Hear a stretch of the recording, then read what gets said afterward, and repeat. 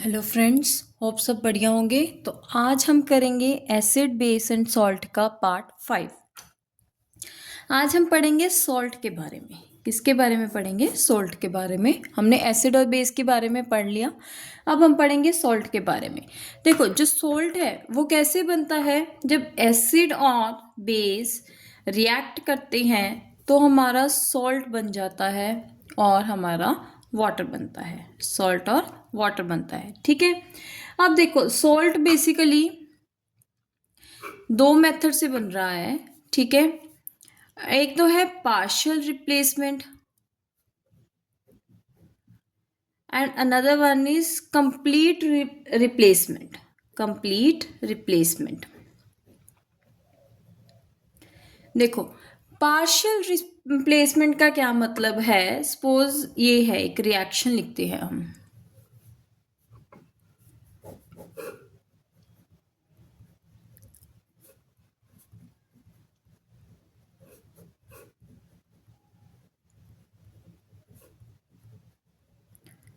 देखो, partial replacement यानी कि ये सॉल्ट बना है हमारा। क्या बना है? सॉल्ट बना है।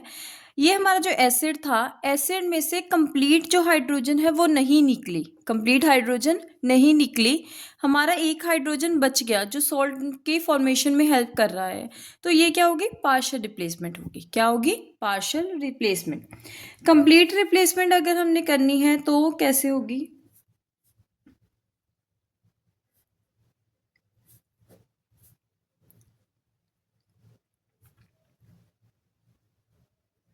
देखो, इसमें क्या है? कंप्लीट रिप्लेसमेंट है। क्यों? क्योंकि इसमें जितने भी हाइड्रोजन थे वो सारे के सारे यूज हो चुके हैं नाइट्रिक एसिड बनाने में। बट जो हमारा सॉल्ट है उसमें हाइड्रोजन ने पार्ट नहीं लिया, ठीक है। देखो, अब आपको लगेगा कि दोनों रिएक्शंस तो सेम है, लेकिन इसमें पार्शियल रिप्लेसमेंट क्यों हुई और इसमें कंप्लीट क्यों हुई? दोनों में टेम्परेचर का डिफरेंस है। अगर हम टेम्परेचर को लेस देन 200 डिग्री सेल्सियस रखेंगे तो पार्शियल होगी, और अगर मोर देन 200 डिग्री रखेंगे तो हमारी कंप्लीट रिप्लेसमेंट होगी, ठीक है। होप सबको यहाँ तक समझ आ गया। तो बेसिकली जो सॉल्ट है वो कैसे बन रहा है कि एसिड में से वो H पॉजिटिव आयंस को रिमूव कर रहा है, और बेस में से वो क्या कर रहा है? OH नेगेटिव आयंस को क्या कर रहा है? रिमूव कर रहा है। दोनों को रिमूव करके क्या बना रहा है? वाटर। और पीछे जो भी है वो सारा इकट्ठा मिलके क्या बना देगा? आपका एक सॉल्ट बना देगा। क्या बना देगा? सॉल्ट। जैसे HCl प्लस NaOH। देखो, ये एसिड है, इसमें से H रिमूव हो गया, और ये बेस है, इसमें से OH रिमूव हो गया, मतलब वाटर बन गया। पीछे क्या बना? NaCl। NaCl ये हमारा क्या बन गया? सॉल्ट बन गया। क्या बन गया? सॉल्ट। अब हम पढ़ेंगे classification of salt. Classification of salt कि सॉल्ट हमारे कितने टाइप्स के हैं। सॉल्ट हमारे बेसिकली है तो ये 6 तरह के। कितने तरह के हैं? 6 तरह के। कौन कौन से हैं? Normal salt, acid salt, basic salt, double salt, mixed salt, and last one is complex salt. Complex salt. देखो, जो ये तीनों है, डबल सॉल्ट, मिक्स सॉल्ट और कंप्लीट सॉल्ट, हमारे सिलेबस में नहीं है। हमारे सिलेबस में नहीं है। हम ये तीनों के बारे में पढ़ेंगे, नॉर्मल सॉल्ट, एसिड सॉल्ट और बेसिक सॉल्ट, ठीक है। सबसे पहले हम पढ़ते हैं नॉर्मल सॉल्ट में। नॉर्मल सॉल्ट में क्या होगी? कंप्लीट रिप्लेसमेंट होगी। क्या होगी? Complete replacement. अब आपको मतलब पता चल गया, कंप्लीट रिप्लेसमेंट यानी कि जितने भी हाइड्रोजन है या जितने भी OH नेगेटिव आयंस हैं वो सारे रिमूव होके क्या बना देंगे? एक सॉल्ट बना देंगे। वही एग्जाम्पल है जो हमने अभी लास्ट की। देखो, इसमें जो हमारा सॉल्ट है इसमें ना H है ना OH है, तो ये हमारा क्या बन गया? एक नॉर्मल सॉल्ट बन गया, ठीक है। नेक्स्ट है एसिड सॉल्ट।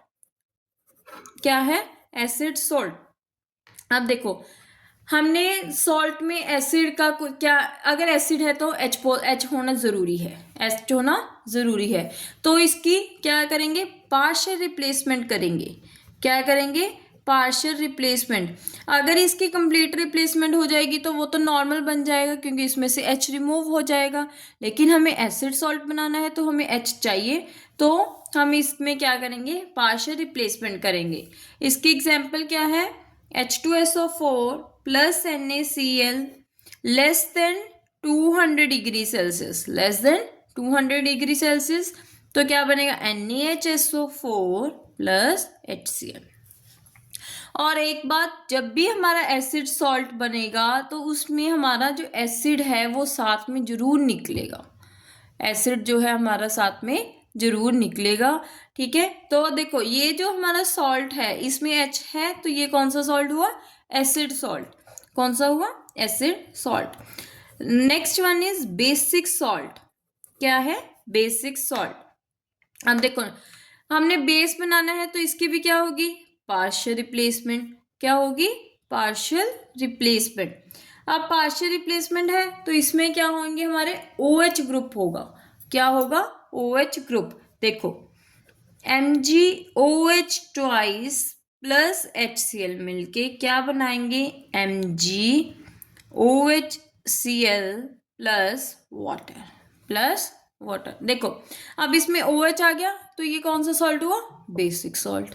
ठीक है, नॉर्मल में कंप्लीट रिप्लेसमेंट है, एसिड और बेस में हमारी पार्शियल रिप्लेसमेंट है।